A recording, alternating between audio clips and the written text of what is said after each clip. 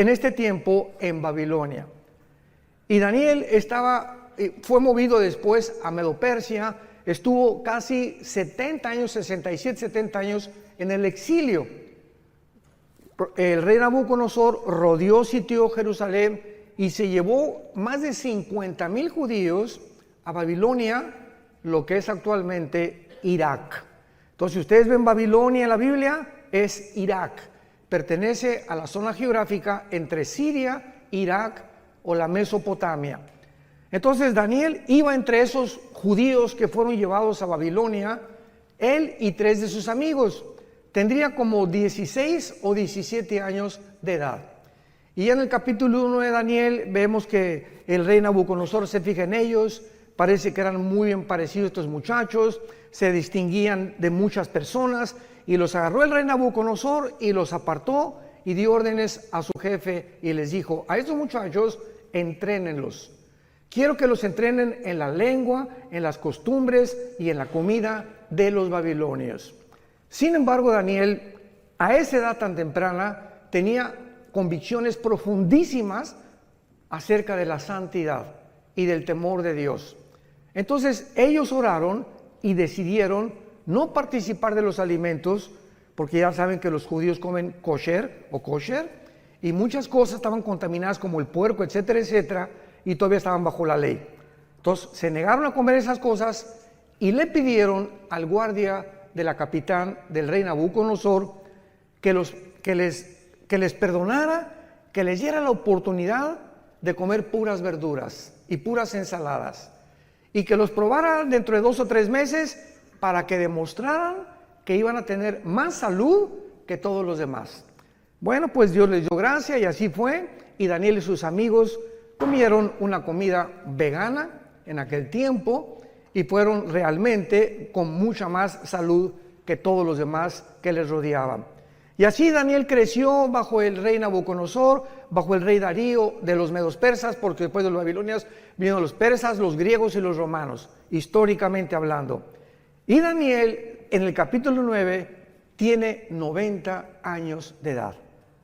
Abordamos ya el final de su vida y Daniel se da cuenta, vayamos rápidamente al libro de Jeremías, el capítulo 25, comienza a estudiar Daniel Jeremías y descubre algo que comienza a conmover las más profundas fibras de su alma.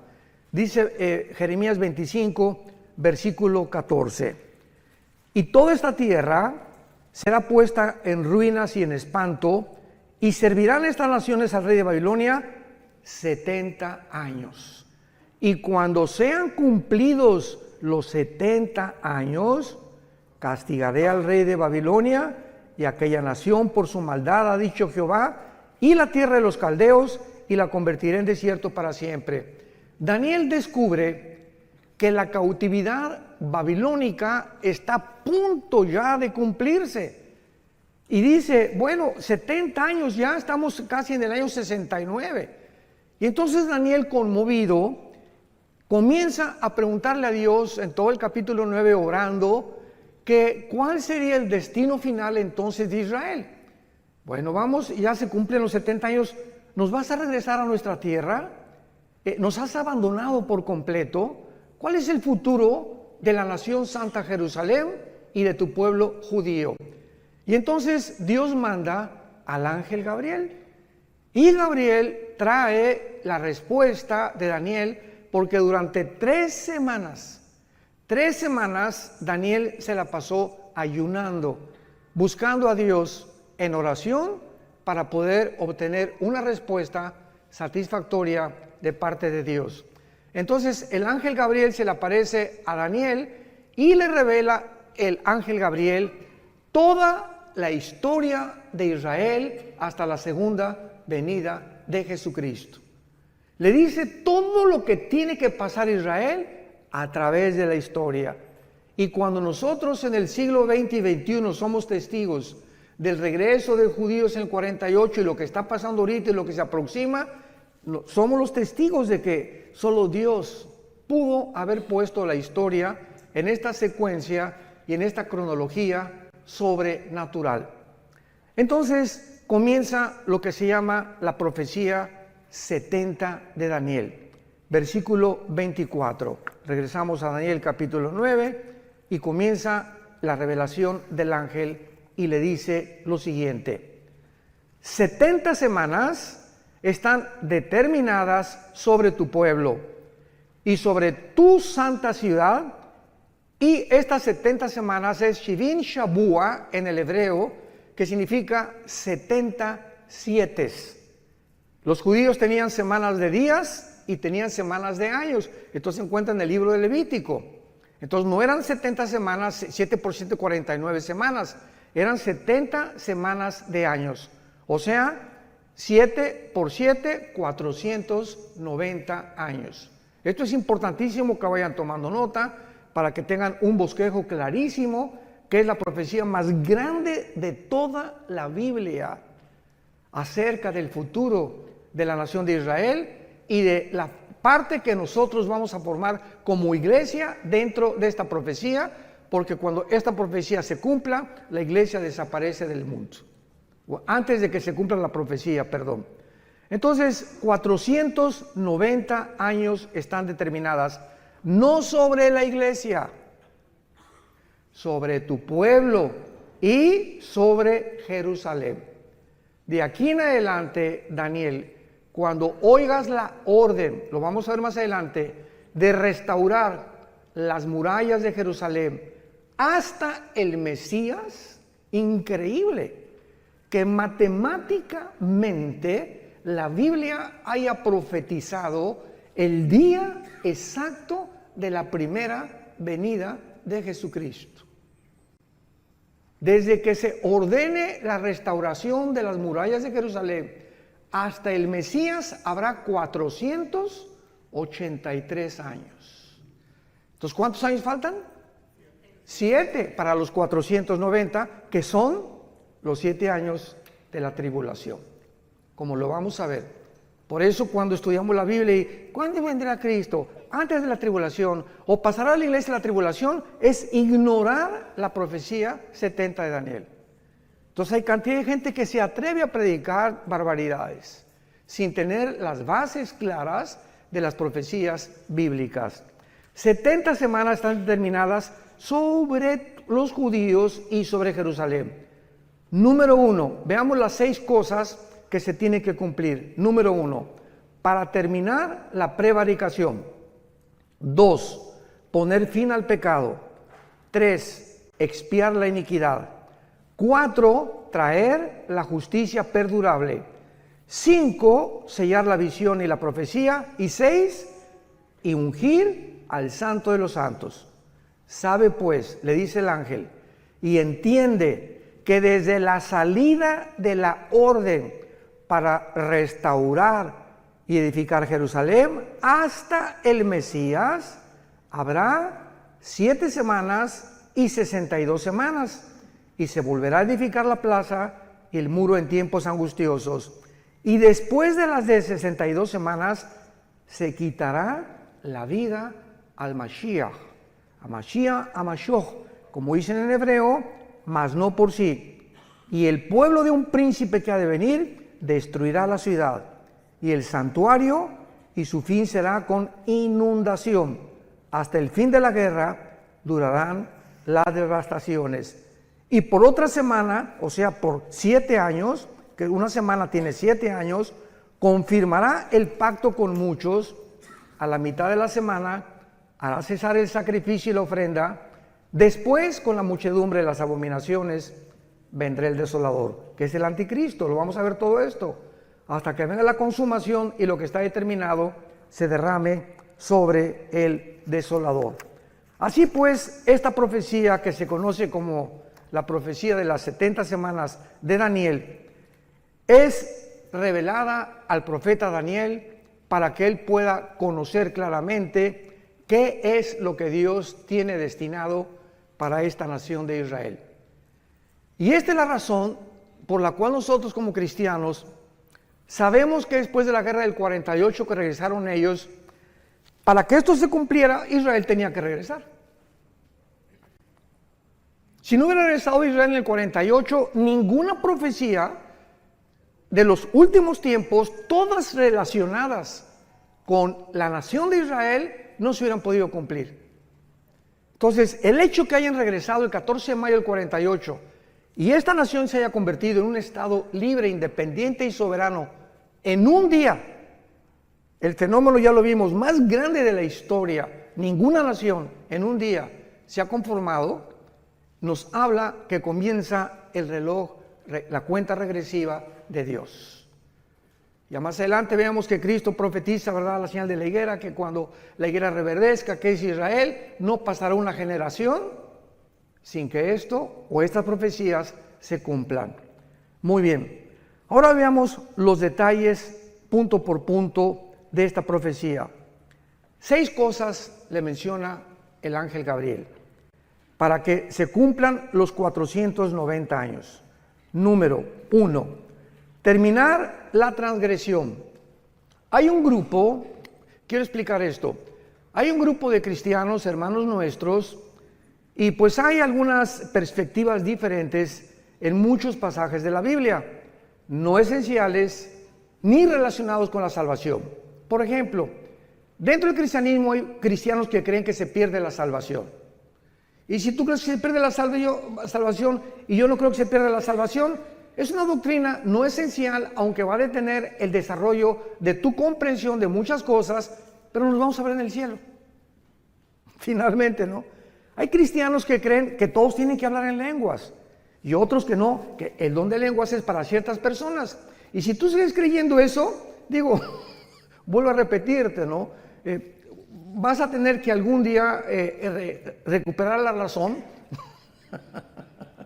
y entender que no es así, porque es clarísima 1 Corintios 12, que Dios reparte en particular como Él quiere, ¿no? Pero nos vamos a ver en el cielo también, de todas maneras. Entonces, hay cristianos que creen que esta profecía ya se cumplió y que dicen, bueno, pero ¿cómo es posible que cuando Cristo muere en la cruz no se haya cumplido la expiación de la iniquidad, la transgresión de Israel, poner fin al pecado, etcétera, etcétera? Porque esto tiene que haberse cumplido cuando Cristo se cumplió para gentiles y judíos. ¿Cuál es el problema o cuál es la razón por la cual hay una parte del cristianismo que interpreta de esta manera esta profecía? Es muy fácil la respuesta. Se llaman o cristianos reformados o dispensacionalistas.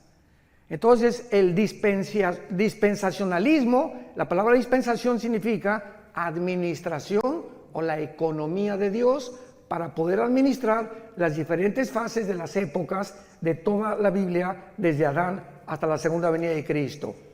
Entonces, estos hermanos enseñan claramente de que Israel ya pasó, que ya Dios no tiene nada que ver con Israel, que llegó a la iglesia y la iglesia tomó el lugar de Israel, y que la iglesia va a reinar y va a vencer el mal antes de que Cristo venga, y que va a haber una gran Argentina para Cristo, no sé cuándo han oído eso, México para Cristo, España para Cristo. La Biblia no habla de ningún avivamiento mundial antes que venga Cristo.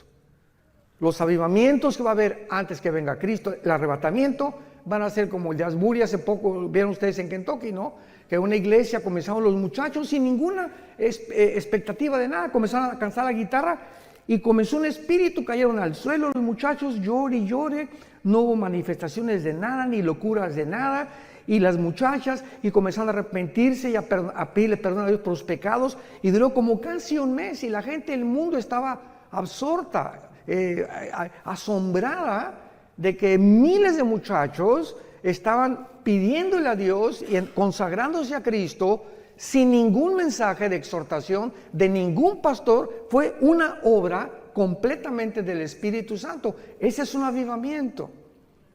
Entonces, así como sucedió ahí, va a suceder en pequeñas iglesias en el mundo.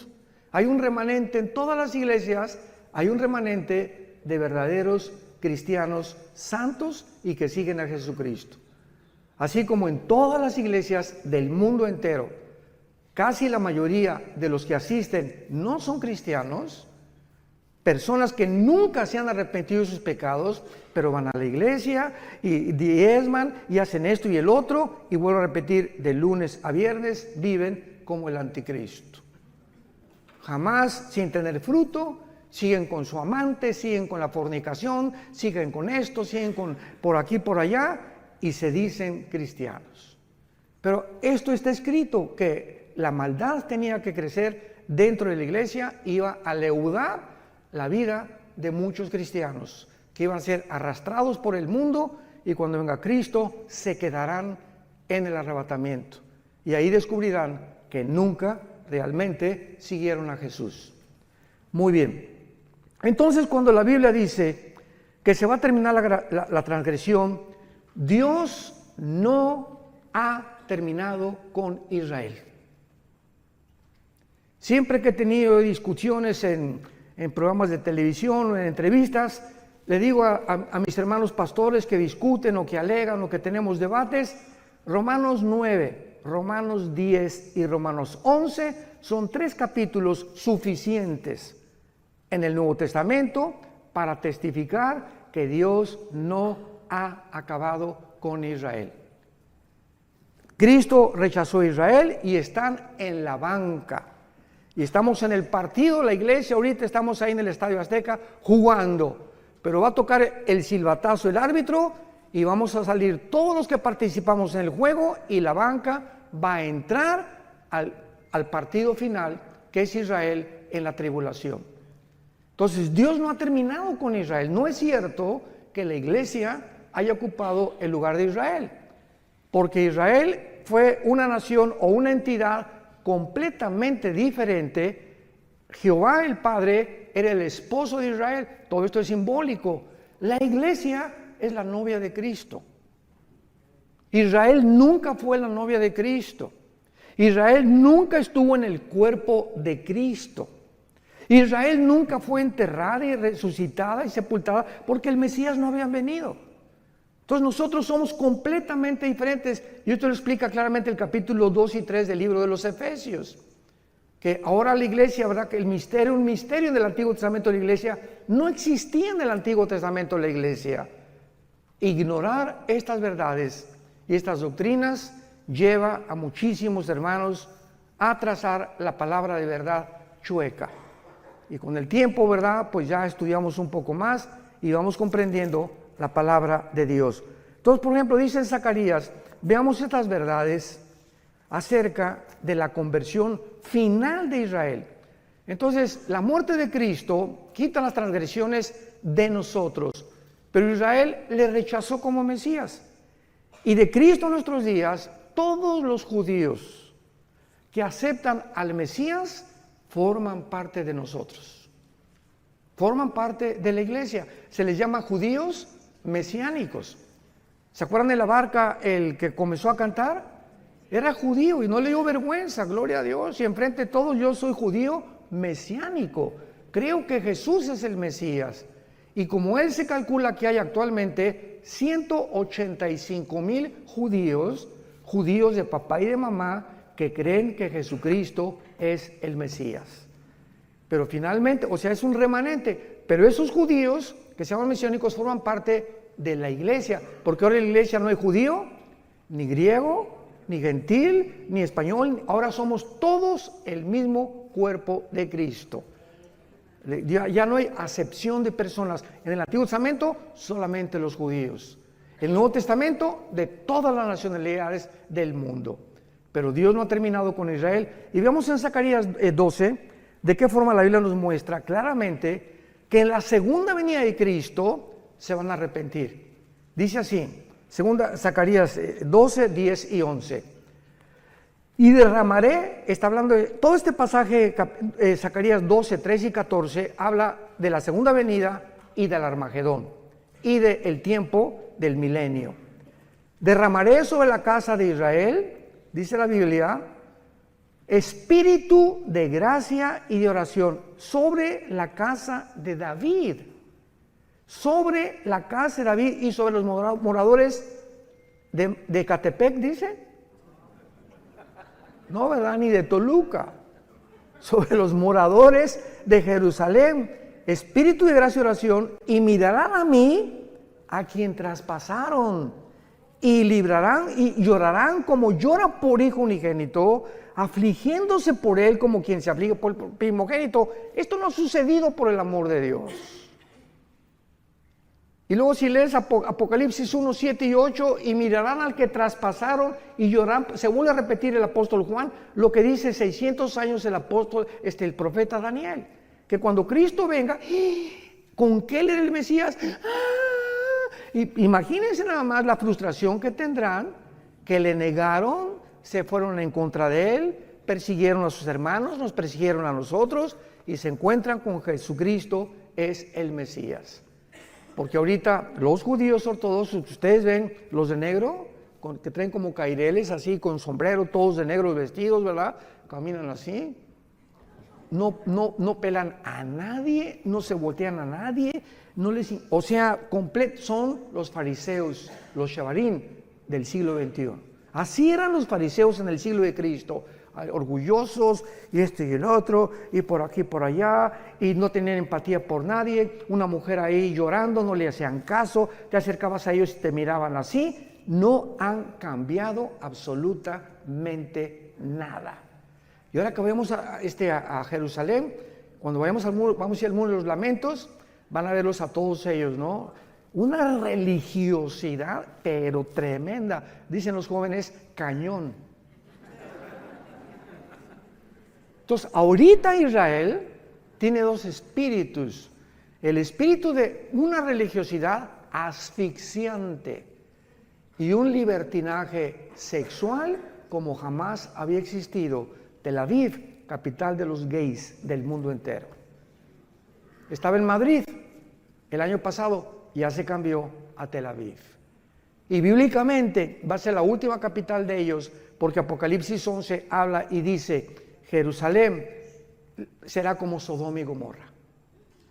Fíjense, nada más hace 2000 años se profetizó en Apocalipsis que llegaría el tiempo en que se convertiría como Sodoma y como Egipto. Y ya lo estamos viendo con nuestros propios ojos. Muy bien. Y dice en el capítulo 13 de también Zacarías, versículo 1, y en aquel tiempo, está hablando el mismo tiempo cuando venga el Mesías, habrá un manantial abierto para la casa de David y para los habitantes de Jerusalén, para la purificación del pecado y de la inmundicia. Hasta que venga Jesucristo en la tribulación, van a ser purificados, van a enfrentarse con la limpieza de sus pecados. Es la primera condición de la profecía de Daniel, terminar la prevaricación.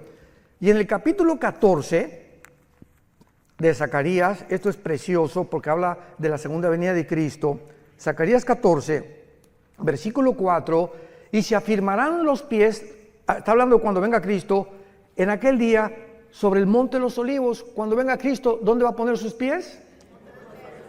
Donde fue crucificado. Ahí se va a volver a parar Jesús, que está enfrente de Jerusalén al oriente, y el monte de los olivos se partirá. Escuchen esto, cuando venga Jesús y se pare ahí, se va a partir por el medio, hacia el oriente y hacia el occidente, haciendo un valle muy grande, y la mitad del monte se apartará al norte y la otra mitad hacia el sur. Cuando venga Cristo, vean esto, se hace una rajada en la tierra en forma de cruz. Se vuelve a hacer la cruz, pero ahora no entre el cielo y la tierra, ahora en la tierra, así, del norte a sur, de oriente a occidente. Y dice el versículo 9, y Jehová será rey sobre toda la tierra en aquel día. Jehová será uno y uno su nombre. ¿Cómo se puede entonces entender de que esto ya pasó? O de que esta profecía se va a cumplir ya cuando Jesús vino.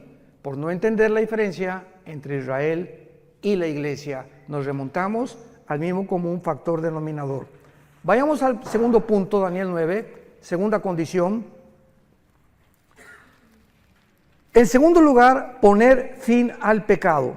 Poner fin al pecado. Vayamos a Jeremías 31, otra profecía para el futuro, para Israel. cuando se les impartirá vida espiritual nueva a los judíos. En el 48, santos de Dios, en el 48, 1948, el siglo pasado, Israel resucitó nacionalmente. No han resucitado espiritualmente. Entonces regresaron a su tierra en incredulidad y siguen en incredulidad. ¿Cuándo todo Israel se convertirá al Mesías? Cuando Jesucristo regrese por segunda vez. Entonces por eso dice la Biblia, pondrán fin al pecado. Jeremías 31, versículo 31 al 33. Vean qué belleza de profecía encontramos aquí. He aquí que vienen días, dice Jehová, en los cuales haré nuevo pacto con la casa de Israel.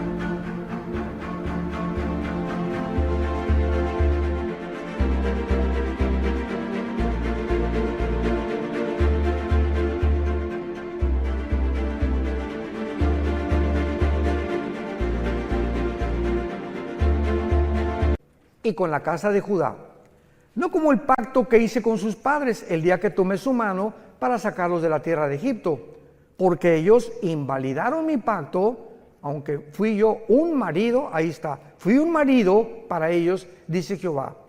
Pero este es el pacto que haré con la casa de Israel. Después de aquellos días daré mi ley en su mente, la escribiré en su corazón, yo seré para ellos Dios, y ellos me serán a mí por pueblo. Este pacto, que es el pacto de sangre, Hebreos capítulo 8, nosotros somos los beneficiarios. Porque nosotros que somos la iglesia, en el momento que recibimos al Espíritu Santo, comenzamos en nuestra mente a conocer las leyes de Dios, y dichosos los que las guardan en su corazón.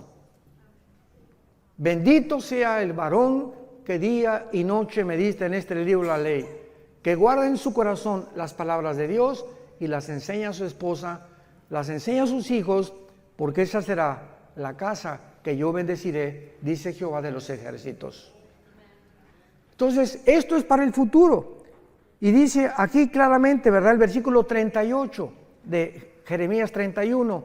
Vienen días, dice Jehová, en que la ciudad será edificada a Jehová desde la tierra de Janael hasta la puerta del ángulo, y saldrá más allá del cordel la medida, el collado de Gareb, y rodeará toda lo que es Goa. Y todas estas regiones actualmente no han sido ni restauradas ni reedificadas, como lo será en la segunda venida de Jesucristo. Número 3, Daniel 9, 24 al 27, para expiar la iniquidad, apuntando hacia la muerte de Cristo, que Él hizo en la cruz. ¿Qué cosa?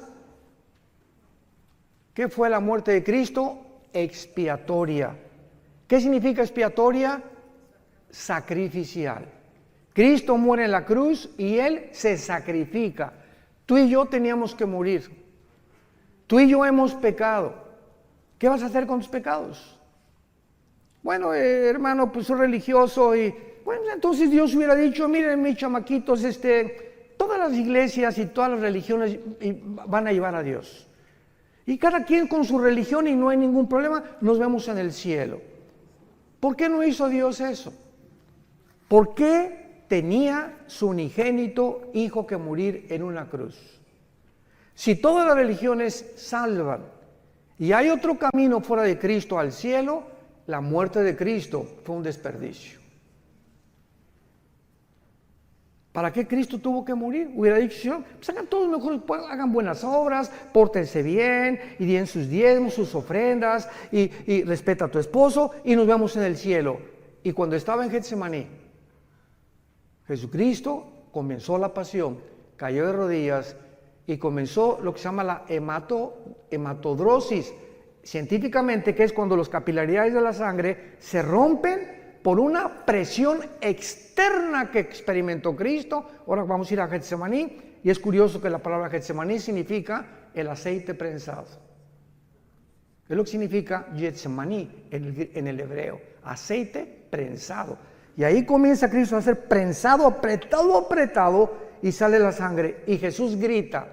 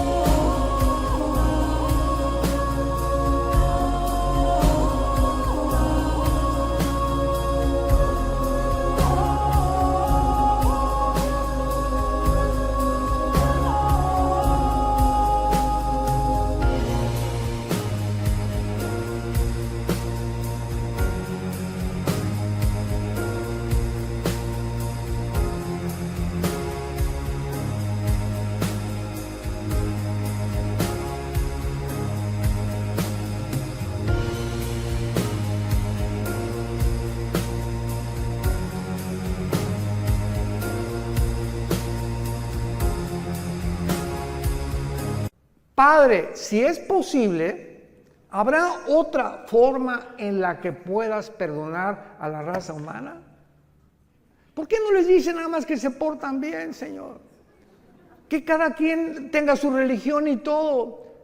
3 veces Cristo dijo, Señor, si es posible, pasa de mí esta copa.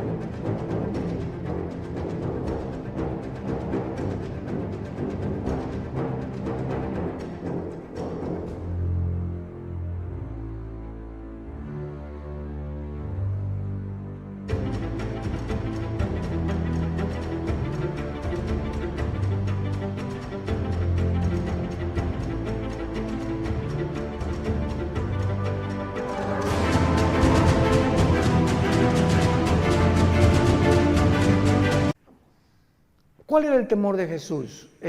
¿Los clavos? ¿El látigo de 7 colas de los romanos que se enrollaba en el cuerpo de la víctima? Le daba como 4 o 5 vueltas y tenían puntas de hueso y de hierro, las puntas de los látigos romanos, y cuando el soldado jalaba el látigo, desgajaba todos los tejidos subcutáneos de la espalda y del pecho. Entonces, después de los 39, porque la ley judía decía que no podían ser más de 40 latigazos, entonces le dieron 39. Cuando Cristo termina de flagelarlo, Cristo no tenía piel ni aquí, no tenía piel en la espalda.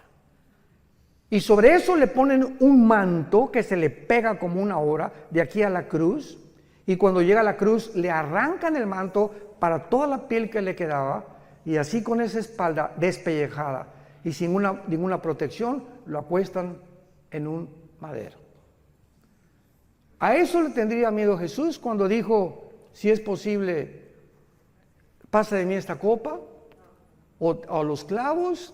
¿Cuál era la razón por la cual Cristo sudó sangre y le dijo a su Padre, Padre, no hay otra manera en tu inmensa sabiduría en la que la raza humana pueda ser rescatada y liberada del pecado? Cristo sufrió y experimentó en la cruz lo más terrible que pudo haber sucedido físicamente. En la cruz el Padre abandonó al Hijo. Elí, Elí, lama sabactani, gritó en arameo. Dios mío, ¿por qué me has desamparado? Algo sucedió misterioso en la cruz, que el Padre deja al Hijo solo. Nunca en toda la eternidad había sucedido esto, que el Padre se separara de su Hijo. Y el Hijo en ese momento, cuando nuestros pecados, tus pecados y mis pecados, fueron puestos en el cuerpo de Cristo, el Padre no podía estar en Él, no podía siquiera estar junto a Él. Y ahí lo dejó que llevara los pecados y que muriera en la cruz completamente abandonado. Sin embargo, ¿saben por qué lo hizo? Al Hijo no lo perdonó para perdonarnos a nosotros. Lo que Él pagó y lo que nosotros merecíamos, lo puso sobre su Hijo. Y a nosotros sí nos perdonó. Y estará con nosotros para siempre, porque de tal manera. ¿Ya entiendes ahora el versículo Juan 3:16? Porque de tal manera. No hay otras palabras del Espíritu Santo, de tal manera. No se puede pronunciar lo que sucedió. De tal manera nos amó Dios. Tan grande, no hay palabras para escribir, que Dios amó al mundo, que nos dio a su Hijo unigénito, para que cualquiera de ustedes que crea en Él no se pierda, mas tenga la vida eterna. Y Dios muestra su amor para con nosotros en que, siendo pecadores, o sea, ahí está el chanclas y el pitirijas, cuijas, borracho, un homosexual, una lesbiana, borracho, parrandero y jugador. Y vean ustedes, esta es la cruz. Y aquí está el pitirijas y el chanclas, ¿verdad? ¿Y cuál es el pensamiento de nosotros? Es que la adúltera, aquí está la mujer adúltera, el hombre adúltero, el hombre misógeno, llámale como quieras al ser humano. Y el ser humano piensa que antes de acercarse a Dios, tenemos que dejar de ser borrachos, tengo que dejar de ser adúltero, tengo que dejar de ser alcohol. Tenemos que dejar de pecar y entonces venimos a Dios y nos acepta. Y la Biblia dice, ven cómo estás. ¿Eres homosexual? ¿Eres borracho? ¿Eres un adúltero? ¿Tienes 3 amantes? ¿Has hecho 8 abortos? ¿El pitirijas cuántas muertes? Señor, he matado a 30 personas. Así como estás con toda la mugre y los pecados que tengas, ven a la cruz y cree lo que hice yo por ti. Y cuando yo entre a tu vida, te limpio de todo y todo tu pasado es borrado completamente. Y te daré el poder ahí mismo en la cruz para que comiences una vida nueva.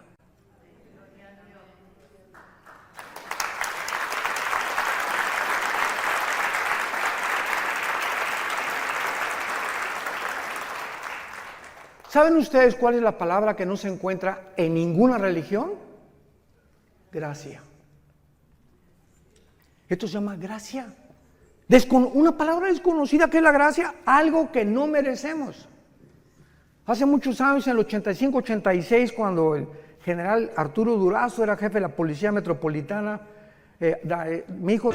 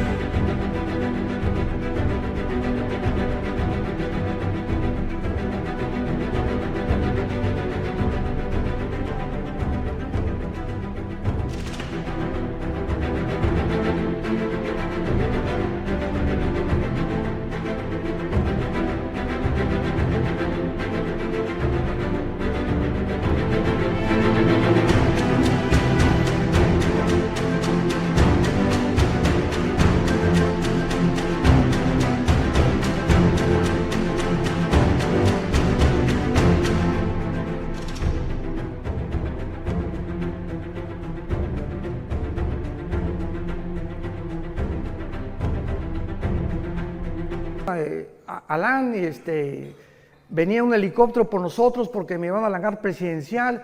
El jefe tenía un escuadrón de helicópteros Durazo en aquel tiempo, en los 80s, y el jefe del escuadrón de helicópteros de la policía, y lo voy a decir porque, bueno, se está muriendo mi hermano Roberto Barragán, fue un estudio de nosotros de Apocalipsis, yo enseñaba Apocalipsis en un estudio, se convierte y le lleva al general Durazo un cassette mío, de una conferencia, creo que fue día después de la muerte, algo así. Y entonces el general Durazo le dice al teniente coronel Gordito Barragán, tráeme a ese, me decía, Alducino, tráeme a ese Alducino para que venga aquí. Y juntó a Lino Ventura, al jefe del servicio secreto en aquel tiempo, al jefe de seguridad en el hangar presidencial. Oye, que quieren que les un mensaje a todos. Y estaban todos sentados en desayuno en el hangar presidencial. Bueno, pues al se acordar de esto, ¿verdad? Prediqué ahí, a la salida dije, a ver dónde me escondo. Prediqué de qué le sirve al hombre ganar el mundo si pierde su alma. Total que fue impactado el general Durazo y de ahí Tacuén nos llevó al colegio de la policía, al desierto de los leones. Y a todos los meros de rango más alto de la policía les predicamos también. Bueno, para no ser tan largo el cuento, yo le dije, general, a mí me interesa predicarle a los presos, porque teníamos un ministerio en Santa Marta, Catitla, en la Penitenciaría Federal y en la cárcel de mujeres, en la carretera que lleva hasta Puebla, Calzada Zaragoza. Y entonces nos mandó un helicóptero y a todo eran 1,636 presos en ese tiempo, y ordenó el general Durazo al general de la prisión, que también era policía, que los juntara en el patio a todos.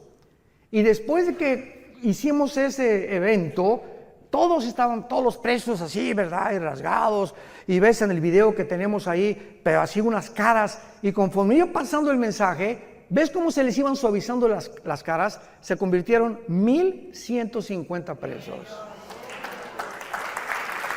1,150 presos. Y al final llega uno y se acerca conmigo y me dice, oiga, pastor, quiero contarle algo. Sí, con mucho gusto, venía pero bañado en lágrimas. Y me dice, fíjese que yo estoy aquí en la prisión por un asesinato. Yo soy gatillero a sueldo de Veracruz, donde dicen que la vida no vale nada. Y me mandaron, desde los 12 años me contrataron para matar personas. Desde los 12 años. Y llevo hasta ahorita 27 asesinatos. Vine hace algunos meses a México, comisionado para matar a un político, y en el periférico se me atravesó alguien, saqué la 38 y lo maté. Por ese asesinato me agarraron y estoy aquí en la cárcel, no por los otros 27 que yo debo. ¿Usted cree que Dios me puede perdonar? Y le dije, si tus pecados fueren como el carbón, como la blanca lana, vendrán a ser. Eres hijo de Dios y todo tu pasado está borrado. ¿Y saben qué es lo que pasa? Que los fariseos dicen, ay sí, qué fácil. No, pues ¿sabes una cosa? Contéstale, no fue así de fácil. Al Hijo de Dios le costó su vida en una cruz.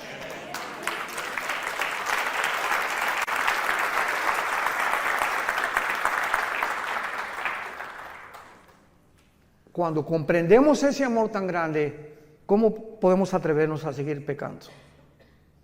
¿Cómo podemos atrevernos a creer que nos puede ir bien cuando nos ha sacado Dios de la mugre del basurero donde estábamos todos, y creer que todavía el mundo nos tiene algo que ofrecer y no seguir las pisadas de Jesucristo? ¿Cómo podemos ser tan locos dentro del cristianismo de creer que el mundo tiene algo todavía mejor que Jesús?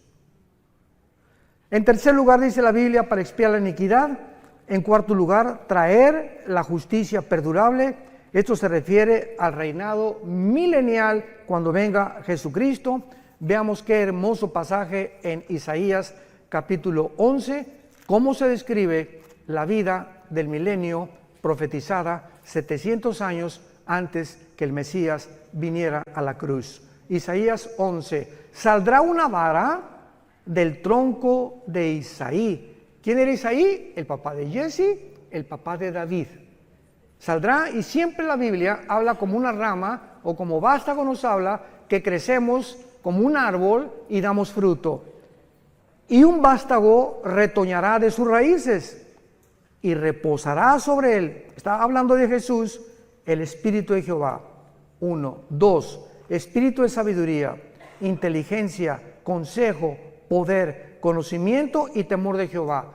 Son las 7 manifestaciones del Espíritu Santo. Y la única persona que ha tenido estas 7 manifestaciones ha sido Jesucristo. Por allá tú tienes una, el otro tiene 2, el otro tiene 3, etcétera, etcétera. Pero sobre él estaba toda la deidad de Dios. Jesucristo era 100% hombre y 100% divino. Así que en él reposaba todo completamente, no le hacía falta nada. ¿Cómo le iba a hacer falta algo si él mismo era Dios? Y luego dice en el versículo 6, morará el lobo con el cordero, el leopardo con el cabrito se acostará, el becerro y el león y la bestia doméstica andarán juntos, y un niño los pastoreará. La vaca y la osa pasarán, sus crías se echarán juntas, y el león, como el buey, comerá paja, y el niño de pecho jugará sobre la cueva del áspid, y el recién destetado extenderá su mano sobre la caverna de la víbora. No harán mal ni dañarán en todo mi santo monte, porque la tierra será llena del conocimiento de Jehová, como las aguas cubren el mar. ¿Cuándo será esto? Cuando regrese Jesucristo y reinemos con Él 1000 años en este mundo. Verán las serpientes jugando con los niños recién nacidos, el león jugando con un corderito, una osa con una vaca no se la va a comer, porque se perderá la ferocidad. Las espinas no tendrán, las rosas no tendrán espinas, los alimentos, los reptiles y las arañas no tendrán veneno. ¿Cuándo fue esta infección de la creación? Pongan atención. Aquí están Adán y Eva, rodeados de rosas sin espinas, leones que no muerden, tigres que no muerden, osas que no muerden, rodeados de una creación perfecta. El momento en que esta pareja o la primer representante de nosotros desobedecen a Dios, cuando fueron creados Adán y Eva, tenían un ADN, el ácido desoxirribonucleico, que está en cada una de las células al 100%. Tenían un conocimiento impresionante de Dios. Eran perfectos. Y en el momento que pecan ellos, se reduce nuestra ADN casi un 90%. Decía Alberto Einstein que él creía que aproximadamente el ser humano tiene una capacidad intelectual, o el IQ, como le llaman, el coeficiente intelectual, desarrollado hasta un 8 y muy difícil un 10%. Imagínense la cantidad de información que perdimos por el pecado.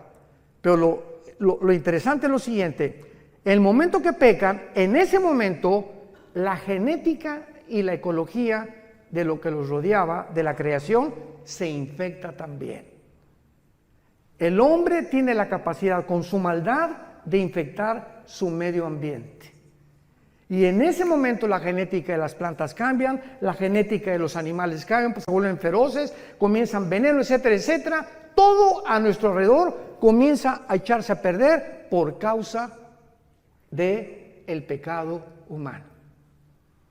Y esta es la razón por la que nos encontramos en el siglo XXI, en un mundo que el planeta Tierra, COVID, ya tiene COVID, pero 5 veces le ha dado COVID al planeta Tierra. El planeta Tierra es así, no hay aire, no hay alimentos, los mares contaminados, los ríos contaminados, la comida contaminada, ahora comida transgénica, inventando Red Bull, Coca-Cola, Monster, etcétera, etcétera. Cochinada y media hemos acabado con toda la creación. Y los gobiernos, el clima, le están dando más importancia al clima sin darse cuenta que es la maldad de nosotros. La maldad del ser humano, que ha llegado a un extremo donde se autoriza la pedofilia, donde la naturaleza se vuelve en contra de nosotros. Más terremotos, huracanes más violentos, más sacudidas, más tsunamis, porque, ay, que Dios, qué tan malo, sin darnos cuenta que somos nosotros los causantes de todos estos desastres naturales que Dios permite que vengan, para que podamos arrepentirnos de nuestros pecados y darnos cuenta que mientras el mundo se pudre más y más, el mundo va a la par con el ser humano. Vean Isaías capítulo 24. Esto fue profetizado tal como lo estoy narrando en el capítulo 24 de Isaías hace 2000, señoras y señores, hace 2700 años.